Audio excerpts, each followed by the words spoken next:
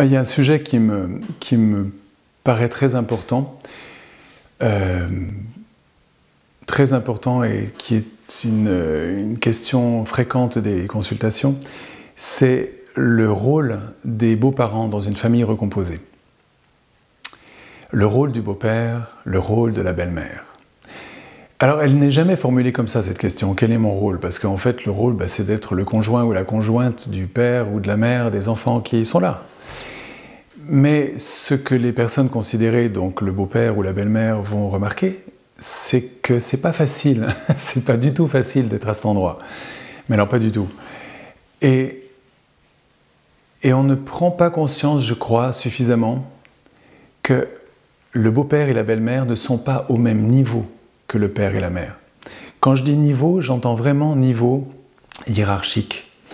C'est-à-dire que l'enfant, pour rencontrer, mettons, sa belle-mère, doit passer par son père. Ça veut dire quoi? Ça veut dire que cette belle-mère n'aurait jamais été dans sa vie si son père ne l'avait pas choisie. Donc il ne rencontre la belle-mère que par son père. De même pour le beau-père. Le beau-père ne sera rencontré ou rentrera dans la vie de l'enfant que parce que sa mère est là. Donc il rencontre le beau-père via la mère. Ce n'est pas le cas des parents. Les parents sont tous les deux là, en même temps, comprenez? Dans la vie de l'enfant. Qu'ils soient absents ou présents, ce n'est pas la question. Ils sont parce qu'ils sont parents. Alors, si la belle-mère est telle que, pour que l'enfant la rencontre, il doit passer par son père, ça veut dire que la belle-mère, elle est comme au-dessus du père. Elle a la même position que la mère du père. C'est une position d'une femme, c'est féminin. Petite parenthèse, le féminin n'est pas l'apanage des femmes, mais on va dire, là, dans notre affaire, c'est un rôle féminin dans le couple.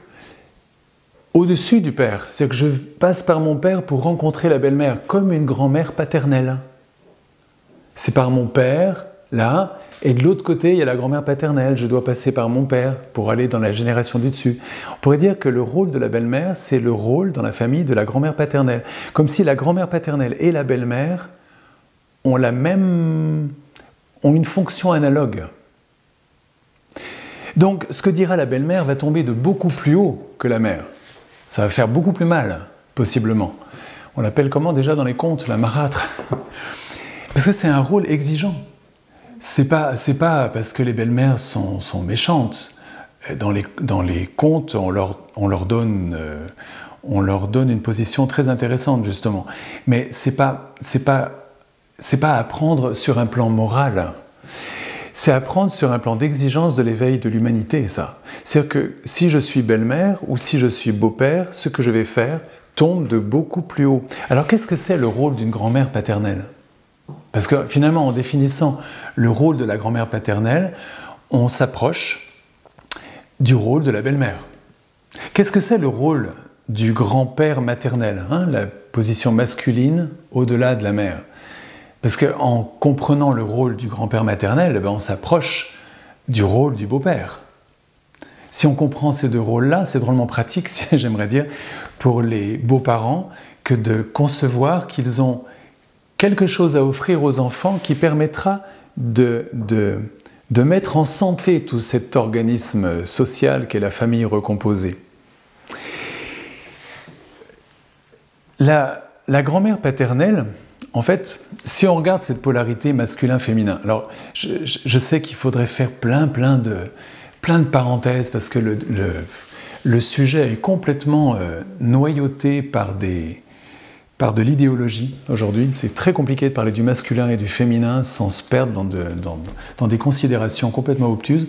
Mais pour faire simple, dans les rapports humains et pensé comme ça par des psychologues, des historiens, des scientifiques de toutes sortes, des philosophes, le côté masculin, qu'on soit homme ou femme, s'il vous plaît, c'est pas l'apanage des hommes que d'être masculin. Le côté masculin est quelque chose qui va donner une limite, mais qui va s'épuiser dans un point. C'est une forme qui va jusqu'à l'excès de forme. Le petit carré, le petit machin, complètement bien structuré, mais qui met une limite. Le côté féminin, qu'on soit homme ou femme, c'est quelque chose qui va ouvrir, qui va donc se mettre en lien. Par exemple, notre immunité est masculine quand elle dit non, tu passes pas par là, ça c'est le côté masculin de l'immunité. Et puis notre immunité a une part féminine quand ce que l'on a bien voulu laisser passer est reçu et peut être appris par l'immunité. L'immunité apprend du monde extérieur, c'est le côté féminin. Si on n'était que masculin dans notre immunité, on serait complètement clos au monde, fermé. On pourrait dire que le monde serait mort pour nous. On serait complètement engoncé dans une forme et on dessécherait à l'intérieur. Si on n'était que féminin dans notre immunité, on serait complètement perdu à tous les horizons, ouvert, et donc intoxiqué, on pourrait dire, envahi par l'univers, sans aucune défense, sans aucune limite. Donc, pour reprendre ça, une grand-mère paternelle, donc la figure féminine au-dessus du masculin, la figure féminine qui nourrit le masculin. C'est donc quelque chose qui va ouvrir, féminin, hein, ouvrir, faire devenir quelque chose qui est devenu. Le féminin qui nourrit le masculin. Ça ouvre, ça fait devenir ce qui est devenu.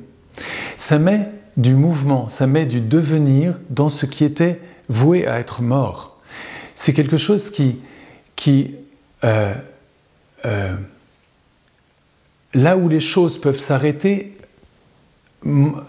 montre vie, que la vie continue, que la vie ne s'arrête pas et que la vie est bonne. En fait, la grand-mère paternelle est celle qui, par sa fonction, je ne dis pas la personnalité est plus ou moins, comment dire, adéquate avec la fonction, mais avec sa fonction, est ce qui porte le fait que la vie est bonne. Ça porte la confiance en la vie.